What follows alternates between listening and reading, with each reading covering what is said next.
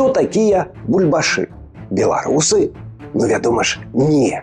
Слово «бульбаш» прыйшло з Расіі і з'явілася ў 40-х гадах мінулага стагоддзя. Менавіта бульбашамі смершаўцы называлі ваяру атамана Тараса Бульбы-Бараўца з украінскай паўстанцкай арміі Поліська-Січ на Валыні і Палессі. Разам з палоннымі украінскімі паўстанцамі гэтая мянушка трапіла ў савецкі гулаг, дзе ў расійскім крымінальным жаргоне трансфармавалася ў назву для зняволеных беларусаў. Менавіта з крымінальнай фені бульбаш трапіў у савецкае войска, дзе беларускія хлопцы ўпершыню масава сутыкнуліся з гэтай мянушкай і затым прывезлі яе дадому. То бок я цябе назову, скажем, лапцем, а ты затым поедешь дадому і будешь называть сябе і сваіх блізкіх лапцямі.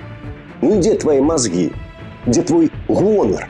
Небеларускае паходжанне слова «бульбаш» выдае і суфікс «аш», не ўласцівы нашай мове і абсалютна характэрны для расійскіх зневажальных жарганізмаў – таргаш, алкаш і гэтак далей. То бок сапраўдныя беларусы сябе бульбашамі ніколі не называлі і не называюць. Тут ужо трэба выбіраць. Альбо ты беларус, альбо бульбаш.